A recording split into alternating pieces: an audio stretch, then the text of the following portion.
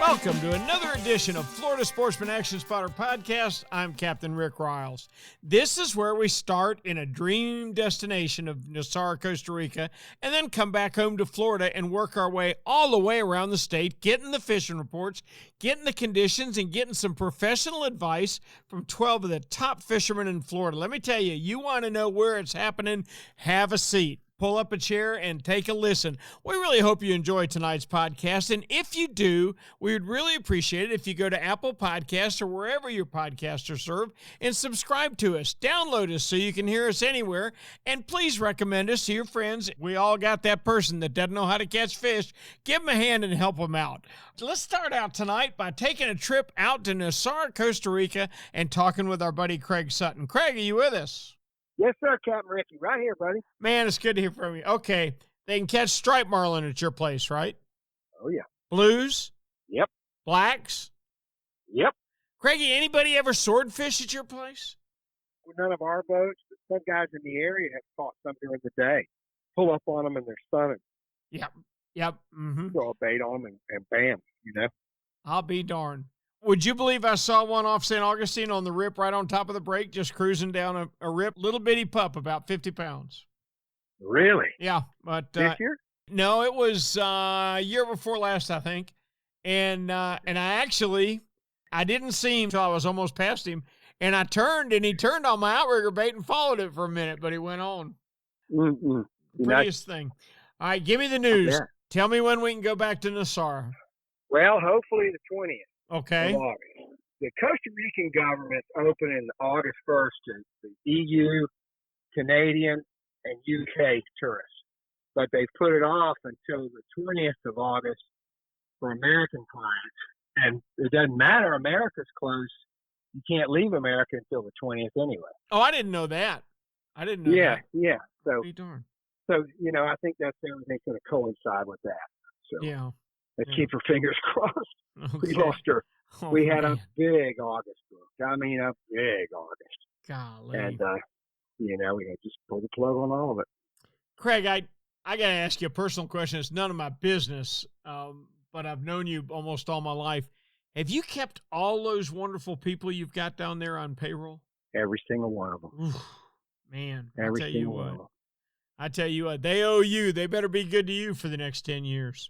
Well, it's a mutual deal. I mean, they're good to me, and I'm good to them. And, you know, it's been difficult financially, but the decision was extremely easy. We made it literally in about 30 seconds. So those guys and girls down there have got my back, and they do that extra, you know, care for the clients, you know, and that's what separates us from the other places. Yeah, well, your service when I was there, you could certainly get that feeling. Nobody could do enough for us when we were there. But that's the Costa Rican way. The natural Costa Ricans, in their pure state, they're accommodating people. Yeah. Well, I'll be counting the days till August 20th when you're back in business. Me too, I want to let you know that Frank Wilhelm contacted me as of this morning and said, look here, when this thing's over, we're going back to Costa Rica, right? And I said, absolutely. So we'll start working on that. Thank you, Craigie. All right, Craigie, thank you. All right, buddy, we appreciate it. Now let's get started on the state of Florida. We're going to hop up to the northeast section and check with our buddy David Voorhees. David, how are you? How you doing, Ricky? I'm doing fine, buddy. Me too. Other than the fact it's been a little bit hot lately, hasn't it? It has. It's been very hot. Water temperature, pretty much today we saw get all the way up to 86, 87 degrees in the back country. Woo. Yeah, it's not going to surprise me if we see water temperatures actually reach the 90s this year, which is not that common. It's pretty rare to see that. But fishing all in all has been a good week. We had the good tide, the good outgoing tide early in the morning this week. Lots of fish. Some good trout being caught, nice flounder, plenty of reds. Everything on those low tides is on those deep water ledges. Actually seeing a lot of snapper, inshore snapper have shown up in the past week or so, and seen some guys pull into the boat ramp with their limit of snapper. And, you know, we really don't see a lot of big ones as far as inshore snappers go, but some real nice ones around here, 13 and 14 inchers. Yeah, that's what Captain Robert Johnson was telling me in St. Augustine. He's fishing them with finger mullet, David, and said he's getting all legals and getting some really nice inshore fish. I've always liked to use the mud minnows. When I use mud minnows, it seems like you're going to get better size snapper. With the shrimp, you just get pick the pieces and so forth. And there's plenty of little ones, plenty of small ones. A lot of action today on the waterway. We started out early in the morning, and we went through probably 15 dozen shrimp today. Wow. Yep, jigging shrimp. Had plenty of keeper reds. We got our limit of reds pretty early today. A couple of nice keeper flounder, 4 or 5 trout, and also some inshore whiting. I mean, it's been just this whole week we've just been catching a hodgepodge of fish. You don't know what you're going to catch when you drop down there. And, Rick, I've sent you some photos of some monster reds, oversized. Got 2 this week in the 40-pound range. Good. And got gracious. one today, a nice, some monsters. So the big spawning reds have shown up. It'll start getting even better as August and September gets here. You know, David, I talked to one of the officers of the South Atlantic Council today, and I brought up the slots, and I brought up the tremendous success of the redfish fishery in Florida since we started protecting all that brood stock. And we're going to see more, I guess we can call them retirement reds. They made it through the slot. They're done working for a living. All they got to do is lay around, get fat, and make babies, huh? That's it.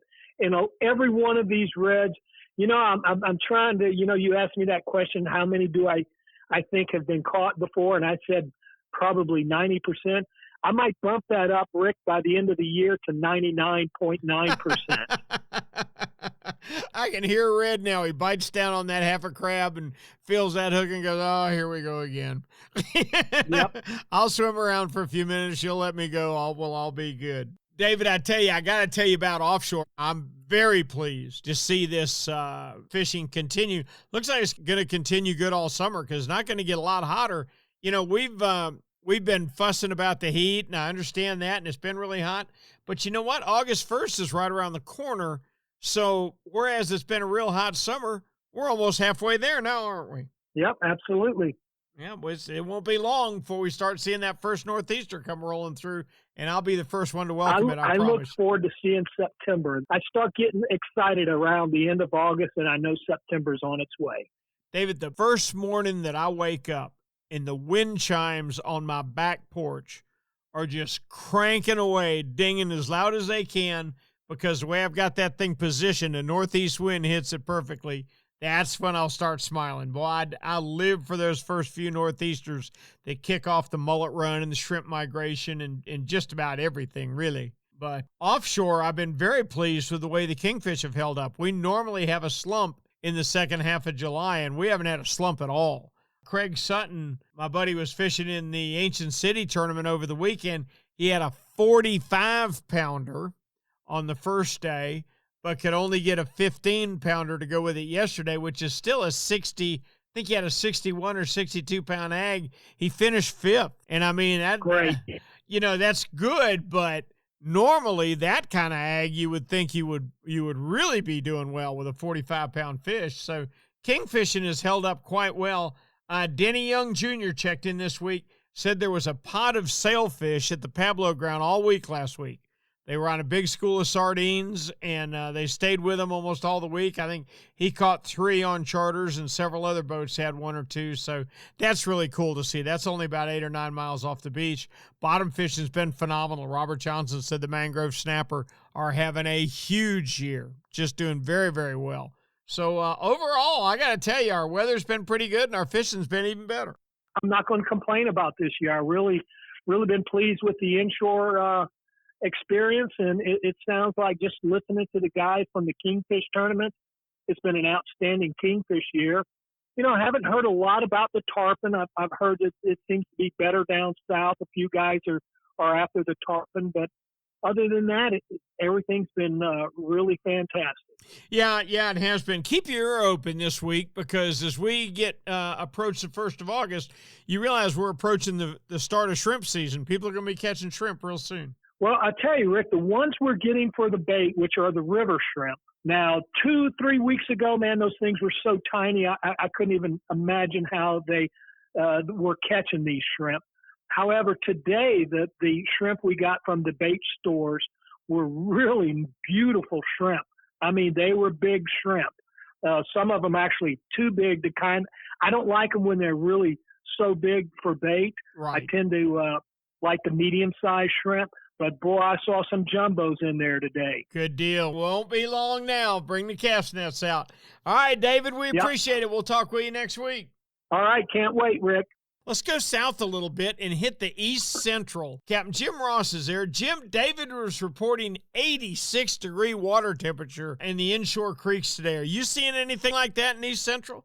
Oh, yeah, definitely. Woo! You know, the Mosquito Lagoon in particular is just one big, shallow expanse of flat through the whole east side of it. That east side heats up pretty good, especially if we seem to have a west wind. We seem to get a little more heat on a west wind than we do. And we got a west wind yesterday late, and then first thing this morning it was west as well.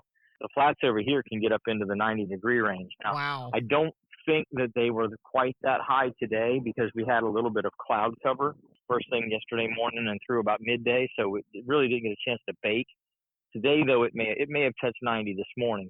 Captain Justin, my son, was out again. He's just kind of avoiding the shallow water areas, though. Yeah. The bite just hasn't been great. He's staying in those deeper water areas. He's fishing, 5, 6, 7 feet of water and finding some trout, some jacks, ladyfish, gaff top sail cats, and of course those tarpon. He's been on a pretty good tarpon bite here for the last week and a half. So that's pretty much what he's been concentrating on. Talking with the guys that are up to the north, I was talking with Captain Mike Mann out of New Smyrna, and he's fishing anywhere from New Smyrna at the north and south bridge there, all the way down through to the north end of the Mosquito Lagoon, right around George's Bar. And Mike was saying that his bite slowed down a little bit today on the tarpon up there. He said he saw the fish were still rolling, but he didn't get that bite that he was looking for. And the trout bite up there slowed down yesterday and today. I talked with another captain buddy of mine, Captain Matt Lee. He was saying that his bite slowed down. They had a really good bite through the Friday-Saturday time frame. Sunday slowed down a little bit, and today was even slower. So that's probably an indication that we're talking about some water temperature on the rise. That would be my first thought.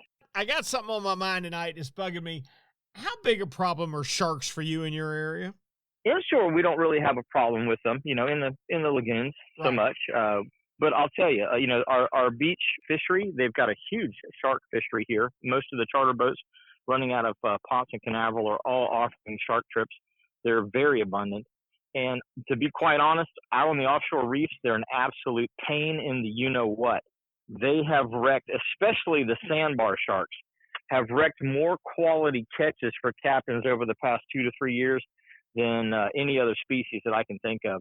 I mean, we have our tigers, we have our hammerheads, we have our bulls, we have our blacktips, we have all those others. But the sandbars in particular, you hook anything on a bottom piece of structure outside of about 65, 70 feet of water, and you've got about a 50-50 shot that it's not going to get sharked on the way up. Yep. And you're right. It's a double-edged sword because you got a lot of boats that are making a living off of running shark charters. But you've got a lot of guys like you and I that are losing great fish. And it's funny you mentioned the sandbars because that's a shark that was almost extinct 30 years ago. So it was closed to harvest. And, once again, we have overreacted. Now we have way too many of them. And I tell you what I'm seeing that concerns me, Jimmy. They're eating species they've never eaten before. Now, by that I mean I had never lost a mahi to a shark until a couple years ago. I had never lost a sailfish to a shark. Now it's getting common. Yeah. I mean, before it was, okay, we're fishing around anchored shrimp boats using shrimp boat trash. That's different. And there's an established pattern. Or it's a dragging, to trawling, actively trawling shrimper. And the sharks are kind of following it for the bycatch. You can understand it in certain scenarios that, yes, you're going to have sharks, but you're right. Just to be open trolling a weed line and we got a couple of dolphin hooked up and one of them got sharked on the way in, it used to be the barracudas, but, you don't hear that much about barracudas really taking fish from people so much anymore as you do those sharks. And in particular, the sandbars in this area are really, really bad. Yep. I've heard that up and down the coast. Jimmy, we appreciate it. Please tell me we can talk with you next week. Looking forward to it, Rick. All right, Cap. Hope your back feels better. We'll talk to you next week, buddy. You guys take care. So I think it's time we go south a little bit and check in around the Stewart area and see if their tarpon are biting. Captain John Earhart, you got any tarpon down there? Seems like the tarpon fishing has slowed down a little bit for us this week in Stewart. I see a lot of guys are still catching them up in Fort Pierce, but in Stewart it's been a little bit slower. I'm fishing like a half-day charter, and we're maybe hooking one or two fish around the St. Lucie Inlet, but we're certainly not seeing the numbers of fish in the river or along the beach right now. It seems like the minnows have kind of thinned out a little bit and pushed north up towards Fort Pierce. So we're seeing a lot more tarpon up in Fort Pierce as opposed to Stewart. Stewart seems a little slower, but the snook fishing's been really good. A lot of big jack crevalles, some cubera snappers, mangroves. So, it's still steady fishing, but we're just not seeing the numbers of tarpon like we were the past couple weeks. I see. All right, take me offshore. Tell me what's going on out in the blue water. Offshore's been pretty good this week. We're still catching sailfish. I see a lot of guys are catching 2 to 4 fish a trip right now. That's 90 to 160 feet of water. Slow trolling live baits. Some guys are even catching a few dead bait trolling, but it's predominantly drifting live baits, kite fishing, or slow trolling live baits with mylar dredges. We're starting to see a lot more smaller dolphin this week, and then that's been in about 500-600 feet of water. So we've been out a little bit deeper. We've had a real bad problem with the grass last week, and it seems like with all that grass, it's actually brought in some mahi. So if you go out a little bit deeper, anywhere outside 200 feet to find a nice weed line, chances are you're going to catch a bunch of schoolie dolphin right now. That's outstanding. Now, it was kind of a sloppy weekend, wasn't it?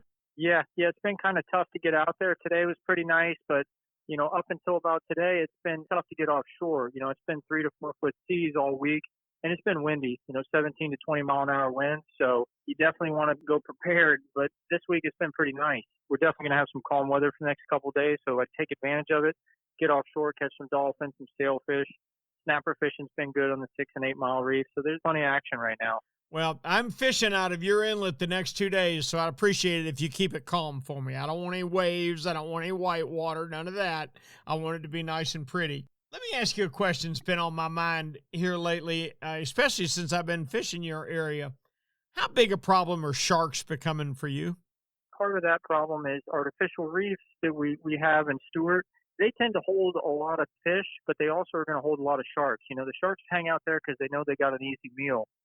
So if you pull up to an artificial reef and you think you're not going to have a shark problem, you're sadly mistaken. So I tend to look for natural reefs, and I'll fish an area where I know there's not going to be a lot of sharks, and it's going to be easier for me to catch snappers and groupers. Okay. Sharks like sandbar sharks and your ridgeback sharks, of course, have been protected for quite some time now. Would you open a season back up on them, or do we fish around them? I wouldn't be opposed to having a season open for them. I don't think, we should open it to commercial fishing, but I think the recreational guys should maybe have to have a quota or a permit to harvest one and have to take the shark class so that they can identify the shark and they can release the shark properly if they're not going to keep it. I think using circle hooks is a good idea. Part of the problem is a lot of these guys can't actually identify these sharks to even know what kind of shark they're catching. I think more education is needed, but I also do agree that, maybe we should be able to kill more sharks than we're allowed to right now. Okay. Hey, good deal. John, thanks so much for the report. We look forward to talking with you next week, if that's okay.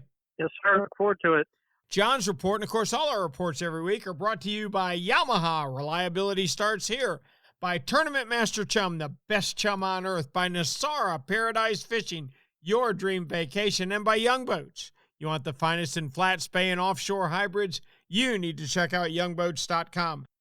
You know what Yamaha Outboards love? The genuine formula and consistency of Yamalube marine engine oils. Outboards are subjected to punishing conditions like high loads, salt, and humidity, a mix that automotive oils can't handle. Yamalube full synthetic and marine performance formulas are certified to protect against friction and corrosion for reliable performance every time.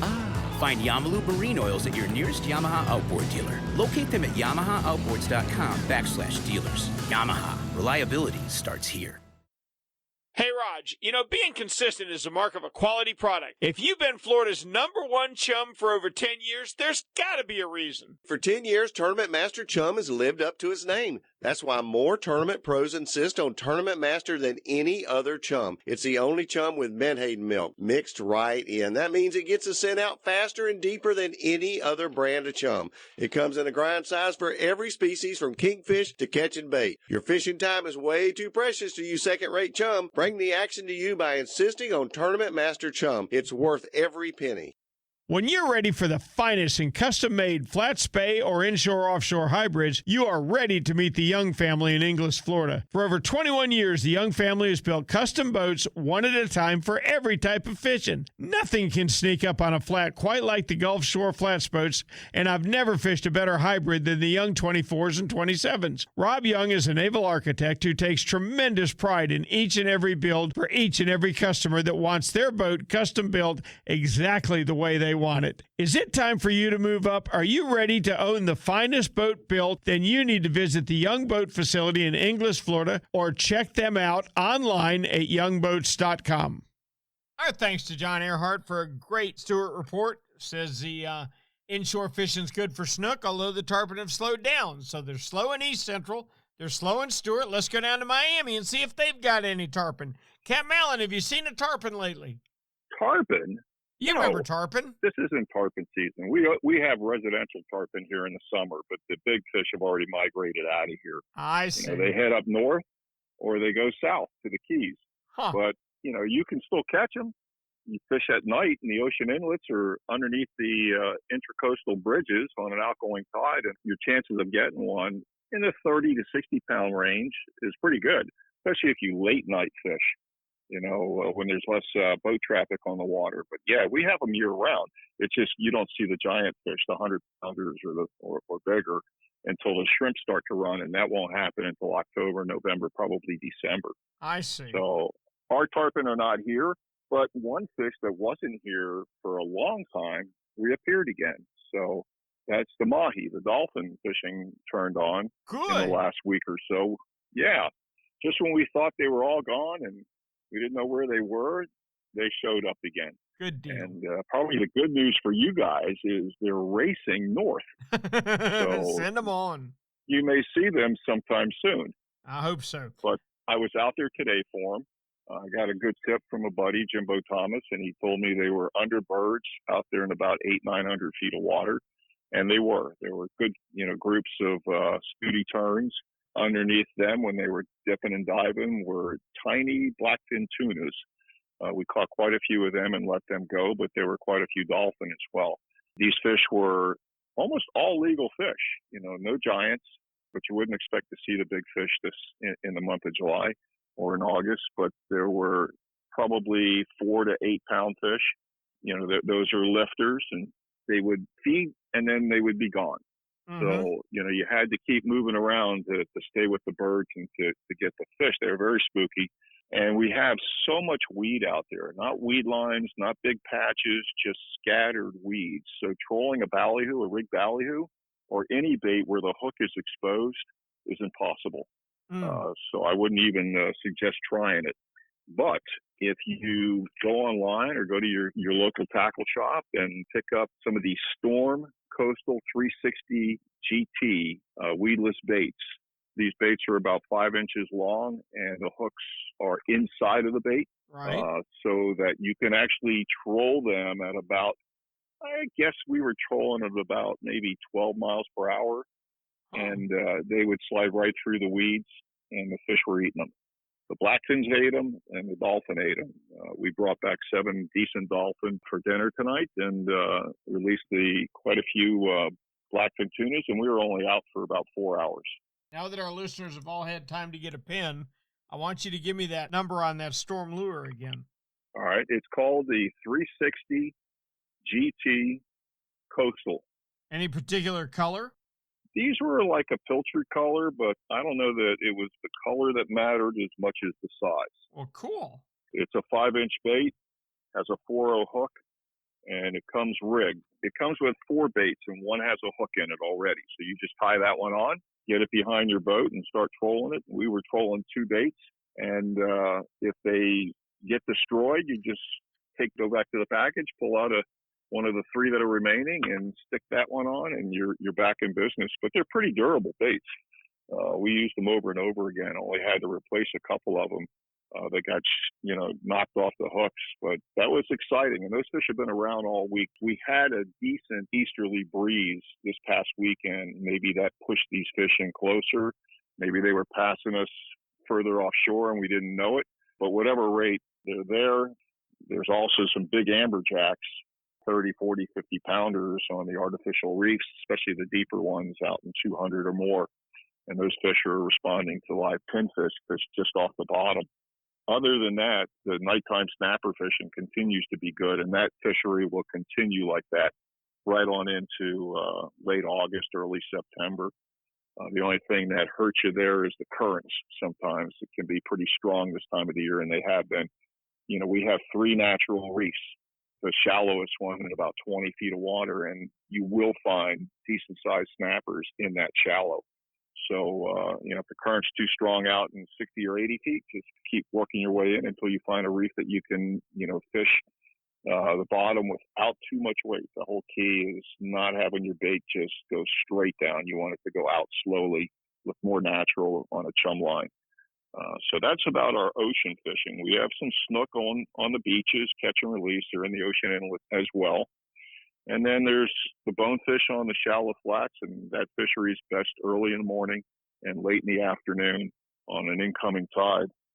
The last fishery we have going on here is in Flamingo, where the snook fishing is still really good. The fish are still stacked up, on their spawning spots on the points, in the canals, at the mouths, and on some of the artificial reefs. Been a lot of redfish and more Goliath groupers than we've seen in a long time. A lot of the smaller fish, anywhere from 10 to 25 pounds. But there are some giants out there too. So, those fish are eating live pinfish, fish close to the bottom. Alan, talk to me real quick about Goliath groupers. Is that a plus for you or a minus? I have mixed feelings on the Goliath. There are some areas, especially on the artificial reefs out in the Gulf, even out here in the Atlantic, where they've gotten really big. I'm talking fish over 100 pounds and as big as 300 pounds. And they eat a lot. Yeah, they do. They got a big stomach, not just a big mouth, but a big stomach. So, they can swallow a 20, 25 pound fish without a problem. So you see a lot of good predators that we would like to catch ourselves being eaten by these guys. I know the other side of it, they're beautiful fish, and so what do? Do you take the big ones and allow the little ones to grow, or do you take the little ones and allow the big ones to grow? I don't know what the answer is for that. I don't either. It takes the wisdom of Solomon. I saw something last year I never thought I'd see. I've got a bonita hooked running over the top of the water, and a Goliath greyhounded him, Alan. Came completely out of the water and greyhounded on the bonita and ate him. I think everybody's got a story similar to that. Wow. That's an amazing thing to see happen. You just can't picture a fish of that size clearing the water. But I had a Goliath in Flamingo literally take a cobia out of my hand as I reached over to get it. And that Goliath, probably to the gills, was out of the water. Yeah, that's something. So he soaked us down and made us each move backwards. We got a picture of it happening. So anyway, that's a big question. What do you do with those guys? Do you have them up there where you are? Yes, yeah. We never used to. You do. We never used to. We had a few, but now we're starting to lose fish to them. Now you're hooking a 15-pound snapper and you're getting him halfway up, and then he just goes back down. That's that. You can tell that he just got eaten. So, we do. I don't know if it's a plus or a minus, but I guess time will tell. Cap, I appreciate it as always. Please tell me we can talk with you next week. I look forward to it, Rick. You take care and catch them up. Me too, Alan. Our thanks to Alan Sherman with a great Miami report, and he brought up the fact that the mahi have showed up. I can tell you somewhere else they've shown up. They've shown up down in Islamorada because I saw a picture of my man Nick Stancic with a horse. Nick, how big was that fish? That big bull we caught a couple days ago was 37 pounds. Nice The fish. biggest one we caught in a couple of years. Nice fish. Tell me what's going on in Alamorada. Just like you said, as well up there, the dolphin really showed up here the last week, and it's been a little windy and rough, but it made for some good fishing. So there's been a lot of schoolies, some gaffers, and there's been a few climbers. The dolphin fishing's been the best we've seen all summer. Excellent. Has there been any swordfish on the Broad-Minded? I finally caught a few again. Yay! We fished 3 trips the past week. The first day we caught 2. The biggest one about 90 pounds. And then the next day we fished a long day. We missed one bite. We caught a handful of dolphin. And then yesterday we fished and we caught 1 sword, a couple of dolphin, and then some bottom fish as well. So Chase on my old boat on the water damage, he's been on fire. I think he's caught him his last 7 trips in a row. And he had 2 yesterday and 2 the day before that, and one of those 274. So he had a good one. You taught him too much, Nick. I don't know. Now the student's starting to surpass the teacher. But he's been hot. He's been doing well. And my uncle, Captain Scott, that's who I grew up fishing with, Catch 22, he had a good day yesterday as well. He had one over 200 pounds, another one about 70 pounds, and he had a few dolphin and a few tuna. So things are looking alive. All right, let me ask you a swordfish question. There are some fish, and I think you'll agree with me, you would much rather eat a 12-pound grouper than you would a 40-pound grouper. Is that true? 100%. Okay. I'm even the same way about mahi. I like the smaller mahi better than I do the 40-plus pounders. Do you agree with that? Yep, no doubt about it. Okay. Is there a difference in swords? Does a 90-pound sword taste the same as a 400-pound sword?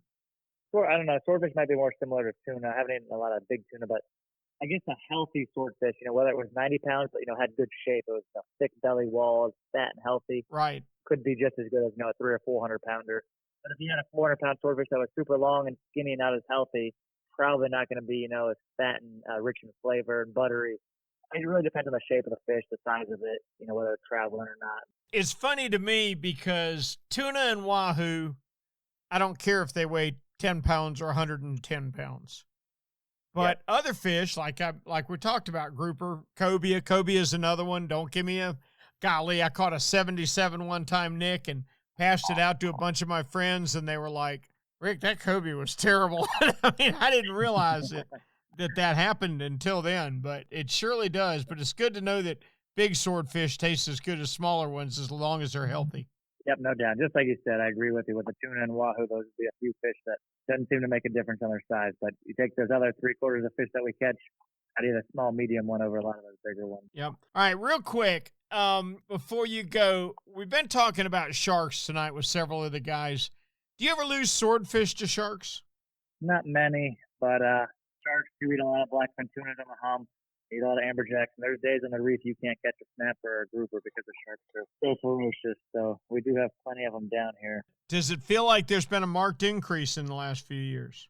Definitely. There was one commercial shark boat out here.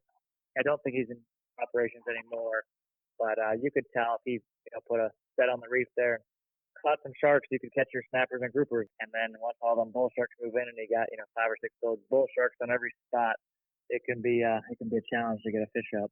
Absolutely. Nick, thank you so much for your insight and for your report, and we look forward to talking with you next week, if that's okay. Yep, sounds good, Rick. Good hearing from you, and take care. Thanks a lot, Nick. Now, let's swing around to the 10,000 Islands and check in with the mayor of the 10,000 Islands, Captain Steve Dahl. Steve, how are you?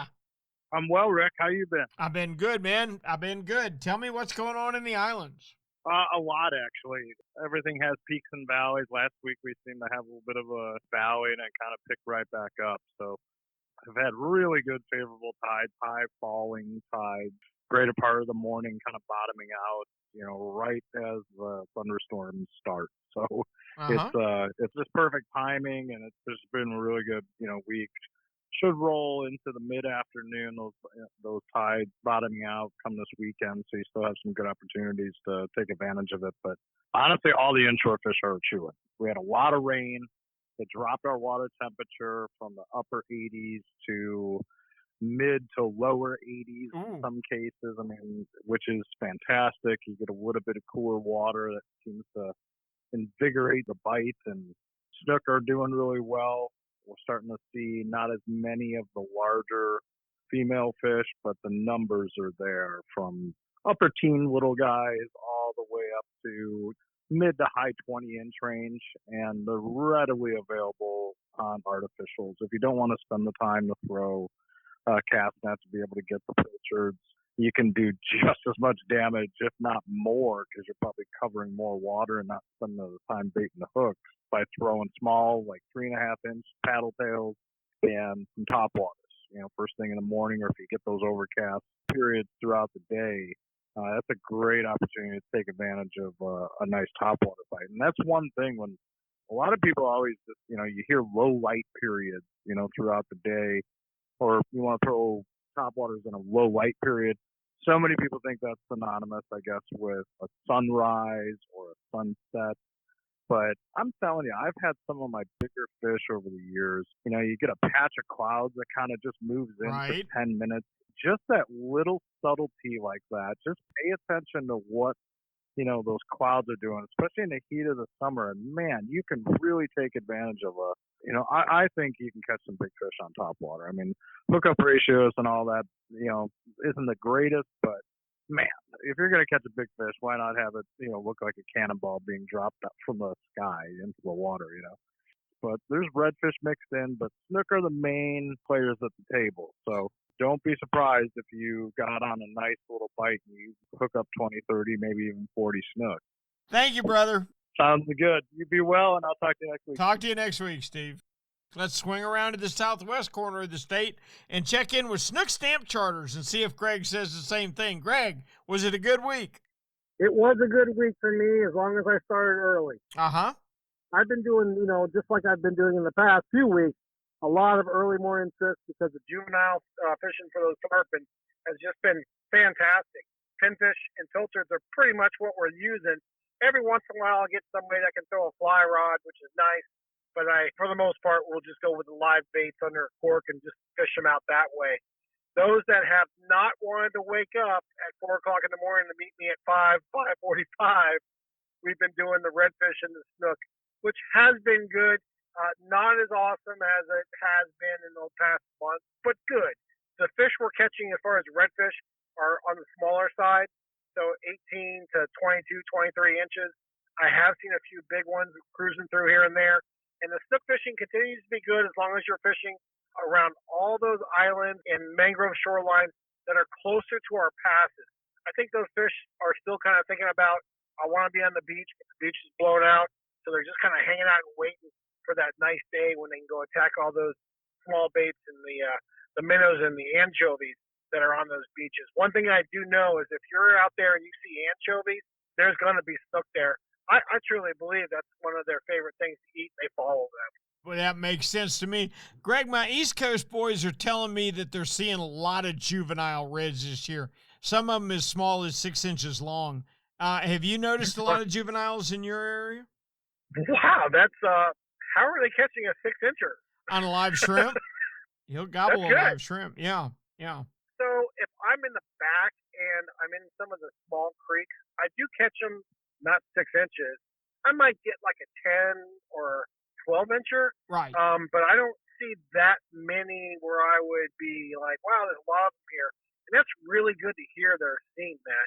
I remember living in Miami as a kid when they had to restock Key Biscayne. Right. With red. I do too. So the inshore stuff as far as the near shore, but we're talking about out to about 45, 50 feet of water, has been good, but not great. What's been crazy weird is our permit apparently have moved out further. They're deeper. They're not in the normal areas where it'd be 25, 30, 35 feet. The guys that are catching permit are getting out there a little bit further, and that's where they seem to be staying. I don't know if it's a repercussion of, the previous red tides, and maybe it's just kind of sterile in some of those near shore spots.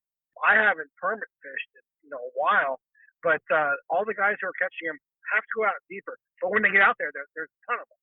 Now, the tarpon are still here. They're up and down Sanibel, Captiva, Redfish Pass, that whole area, all the way up to Boca Grande. You're still finding pods of them here and there in the back bays, but it's kind of random.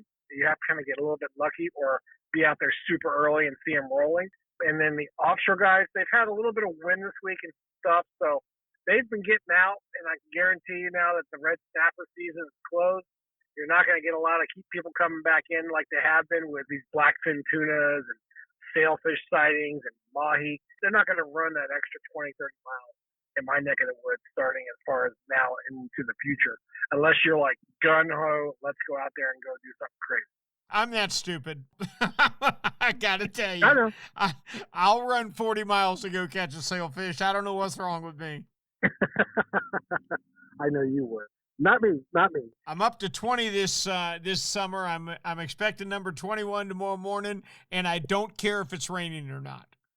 I hope you get it. I almost had number one a few weeks back, and that would have been it for me. I remember. Greg, thanks so much for a great report. We appreciate it, buddy. All right, tight lines, Rick. I'll talk to you next week. Greg and all of our action spotters each and every week are brought to you by Yamaha. Reliability starts here. By Tournament Master Chum, the best chum on earth. By Nosara Paradise Fishing, your dream vacation. And by Young Boats. If you want the finest in flat, spay, and offshore hybrid boats, you need to check out youngboats.com. Now let's pull up to the West Central area and talk with our buddy Ray Markham. Ray, how are you? Fantastic. How you doing there, Captain Ricky? I'm doing okay. I'm a little hot, but other than that, I'm doing fine. Yeah, it's warmed back up here since today is the first day. So, well, I knock on wood. So far, I haven't gotten any rain around here. But, I mean, it's been raining off and on every day for, I don't know, last week and a half or 2 weeks. It's definitely made some changes in things inshore. And from what I'm talking to a lot of the guys offshore out there, too, as well. So, inshore waters. A week and a half ago, I was looking at water temperatures bumping 93 degrees inshore. Yeah. And the other day, I saw 73.5, 74. What? In one, well, that shallow water, mind you, and you got shallow stuff, it reacts real quickly to changes. And when you get a lot of rain, it changes the salinity, it changes the temperature real quick. So that's fishing waters, depths ranging around 1 to 3 feet. When I fished some deeper areas of flats, I was finding like 82, 83. So still, a 10-degree water temperature drop is huge. Yeah, and that is huge. It definitely changes the way fish are behaving. So we were still fortunate enough to get some nice fish, though. We had some snook, some redfish, a couple of flounder, believe it or not, even a couple of mackerel, and a few of the other, well, some people call them trash fish, but I think they're just a whole lot of fun, a lot of jacks, and some ladyfish that were pretty much messing up the boat. But other than that, not too shabby. Mangrove snapper even. Mangrove snapper bite inshore has still been really good. Guys are picking them off in anything from 8 or 10 feet of water on out to about 20, 25 feet on all the shallow stuff on nearshore waters, all around the bridges and whatnot. So they're doing real well with those. Talking to some guys doing offshore, last week was rough. I mean, it was literally rough with all the weather and a lot of rain. And they said the ones that did get out last week said that the mornings were good, but anything much past about 9, 10 o'clock in the morning pretty much shut down. So the guys that fished the overnight stuff, they did real well. In fact, one of the boats out there hooked up with a sailfish. So a lot of crazy stuff. And this is the final week for red snapper over here in the Gulf, ending at midnight on the 1st of August. And that's for federally permitted charter vessels out here. So it's all coming to a close. But I'll tell you, they've had a one banner season for red snapper this year. Gee, I wonder why. I wonder if it's because it's closed the other 330 days a year, huh? Pretty much. Yep, pretty much. That would do it. Ray, you mentioned ladyfish. You probably have never known this, but just a little bit of knowledge I'm going to lay on you. They will poop in your boat if you're not careful. I think you're right. I remember when my old friend Gary Folden, when he and I were doing a radio show down this neck of the woods, I'd go out and do a ladyfish strip for him because he used to like using it for bait. Oh, yeah. And his cut ladyfish bait was probably his number one producer for gab grouper. While it wouldn't make one heck of a mess in the boat, a 48-quart cooler full of ladyfish is dollar signs. Good bait. Yeah, well, they're great bait. They're great bait for redfish on the East Coast. They're great bait for snapper and grouper. There's no getting around it. With that water temperature dropped to 72, did the fish go into lock mode? I mean, were they done? Well, not entirely, but I'll tell you, there was a huge difference between when the weather was relatively steady and when all of a sudden this dropped. And that it was not a positive difference. And I'm sure that the water temperature dropping is going to hold a lot more oxygen, which once the salinity starts to kind of equalize a little bit, those fish are going to find their happy place. And if you're there, I'm sure they're going to chew the end of your line off. I hope so. Thank you, Ray. Thank you for a great report. We look forward to talking with you next week. Thank you, boss. We'll talk to you soon. Okay, our thanks to Captain Ray Markham for a great West Central report where he said he found shallow water after the rain last week at 73 degrees. William Toney up in the Big Bend, have you ever heard of such a thing? We have it year-round, and it's all the way up in the headwaters of the Crystal River, the Chesawisket, and the Homosassa. Yep. And it's spring-fed. Yeah, that's different. That's different. But Not in salt water, but what has helped us a lot, there's a couple different things I attribute to our really good trout bite we've been having all summer long. Is overcast conditions and a constant wind, either direction from the west or from southeast, even an east wind, keeping just that slight chop. And this year we have a really good, I guess you'd call it a crop of rock grass or sargassum. And it comes off our hard bottom here on the Nature Coast, the Big Bend, all the way up. And it grows up, and it's kind of like a brown stringy grass, but the trout love it. And we're actually catching more trout in about 3 to 4 foot of water than we are normally if we were out in 9 or 10. So, that water temperature down there, of course, it's near deeper channels and things, but, it could be the same thing going on up here as it down in Tampa. now, can you throw a surface lure, or is there too much grass on top of the water? You can further south of the Homosassa River. You could throw a surface plug probably early. I'd say first light in the morning. You may have better action, some redfish and, of course, snook and trout. But as soon as it gets around that 8:30, 9 o'clock mark, everything is down deep, and we've done better using a 1/8 ounce jig head, fishing it slow and low down near the bottom. But, I was out scalloping today, and the water felt pretty perfect. I mean, it wasn't cold, it wasn't too hot, and conditions were good, and so we kind of had a good day out there snorkeling around and picking them up. Excellent, excellent. Well, I tell you what, that's great. Have you heard anything from offshore, by the way? Offshore, we've had a few folks going out there, still getting a few American red snapper and mangrove snapper. Gag grouper bite, I would say, would be the slowest right now. And the guys going out are hitting at about 45 to 60 feet. A couple of the offshore captains are heading out for overnight trips toward the middle grounds, and they're getting a little bit of everything out there. It's quite the haul. It's 90 miles minimum. Their overnight trips are lasting 24 to 30 hours. So getting out there that far, they're catching everything. But, that's kind of out of my realm of reality, really. You're not taking the Tremblay 100 miles offshore?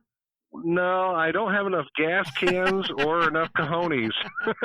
I've been waiting on that gallon of jam for over a week now. Did you get my address right, or Yeah, I did. I sent it. It should be the second Tuesday of next week. It should be in your mailbox.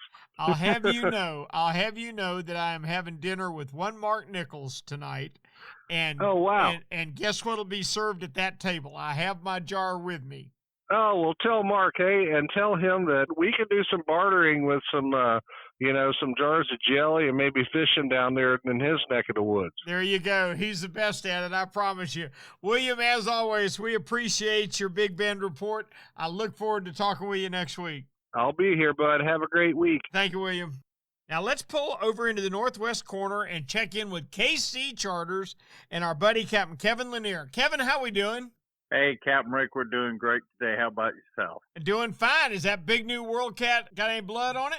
Oh, good gracious. It's got blood on it, marks on it, scratches on it now. It's got a bunch of hours on it. It's definitely going through the paces right now. Perfect. That is the best news I've heard. Tell me what you're catching, Cap. Well, we're still in the tail end of red snapper season. It ends for us on the 31st. It ended for the rec guys this past Saturday. We had a little bit of a lull, but we had one of those days that makes the season yesterday. We wound up with 6 red snapper. I had 3 people on board the boat, 3 ladies. It was an all-ladies trip. Average weight of the 6 red snapper was 15 pounds. with the largest one coming in at just under 23 pounds. That's a good one. Oh, my goodness, that's a good one. Yep, it was. That was the most intense red snapper bite I've seen in a while. I'll be darned. And what a great trip to have that with the ladies, too. I know they had to enjoy it.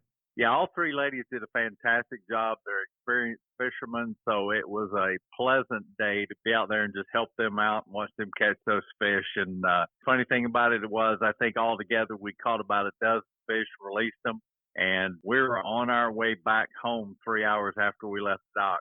That's perfect.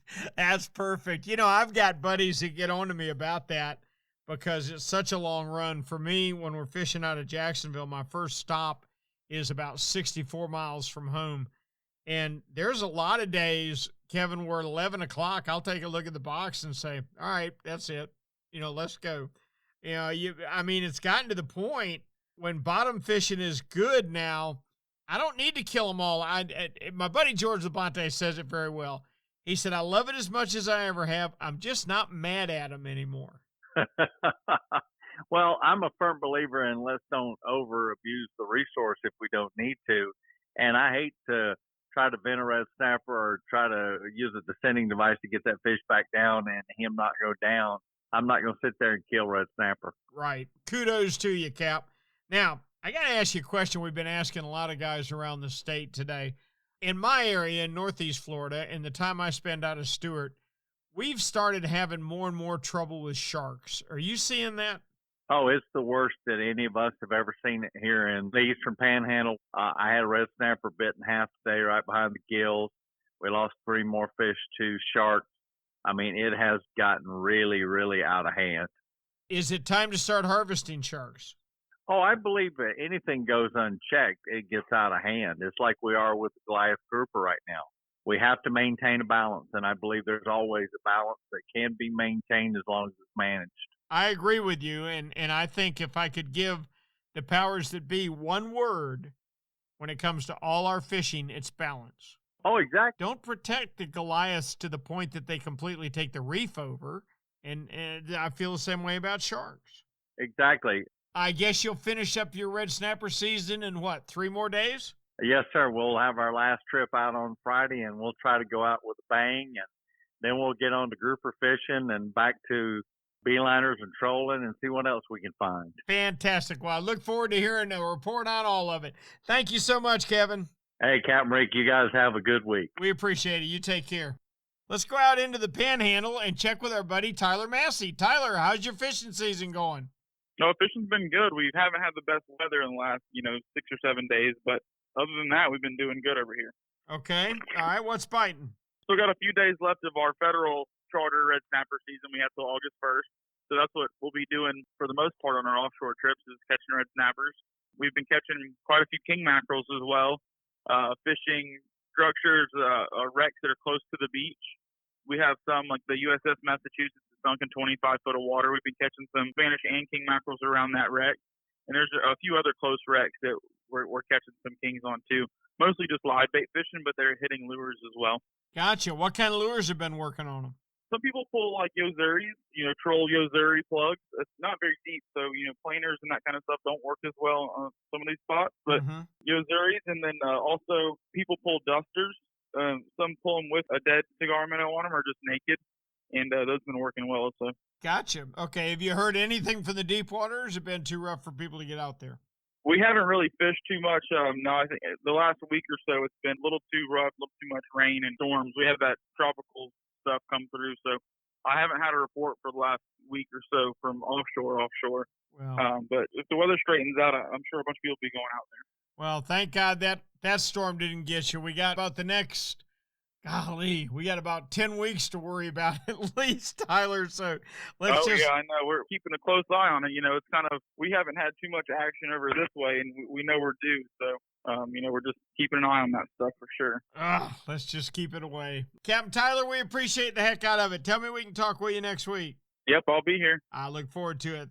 All right, that wraps up our trip around the state tonight. Gosh, it's been a lot of fun. Captain David Borys reported excellent inshore fishing Despite the fact the water's been really hot, they've done quite well on reds and trout and a handful of flounder, and the kingfish have bitten so well up in the northeast section this year. They've had great tournaments, great weather for the tournaments, and great fishing too. East Central, Captain Jim Ross says the tarpon stopped biting. Now, that was the same thing we heard from John Earhart down in the southeast, where he said the snook have carried on, but the tarpon have slowed down substantially, and he feels like a lot of the fish have moved up to the Fort Pierce area. Alan Sherman was tickled. He said the mahi have shown up, and they're good fish. They're 4 to 8 pounds, but there's plenty of them around. Down in the Keys, Nick Stancic said the same thing, and he had a 37-pound bull this week and caught a couple of swordfish, too, so fishing's been good down there. Around in the 10,000 Islands, Steve Dahl's always in a good mood, and he said their snook are biting. You can expect 30 to 40 snook a day. Greg Stamper had a lot to say, said the fish want to be on the beach, but the rain has kind of kept them off of it. Said as soon as the bait moves back on, they'll be there. Captain Ray Markham says in the west central area that they have seen a drastic drop in water temperature, some of it all the way down into the 70-degree range because of all the rain that they've had. And that's changed the fishing, but he's managed to find fish just the same. They've just moved a little further offshore. William Toney said scalloping conditions have gotten better. The scallops have gotten a little bit bigger, and his trout fishing is excellent. Out in the Northwest, Captain Kevin Lanier is wrapping up what has been an epic red snapper season for him. Said he had an average of 15-pound fish yesterday. That's just phenomenal snapper fishing. Same report from Tyler Massey. It's been a great red snapper season. It's a shame to see it close now for the next 11 and a half months. Well, we got to watch the storms this week, folks, but I'm thinking that if the storms will stay away from us, the fishing will remain good. One thing for sure, we'll be back to talk about it next week with another Florida Sportsman Action Spotter. Florida Sportsman Action Spotter is brought to you each and every week by Yamaha. Reliability starts here. By Tournament Master Chum, the best chum on earth. By Nosara Paradise Fishing, your dream vacation. And by Young Boats. You want the finest in flat, spay, and offshore hybrid boats? You want to visit youngboats.com. Hey, we hope you enjoyed the podcast. And if you did, please subscribe, download the podcast, and you can listen to them anywhere, anytime, and share them with a friend. Help your buddy out that's not catching fish. We hope we help you catch more. I'm Captain Rick Riles, and we'll see you on the road.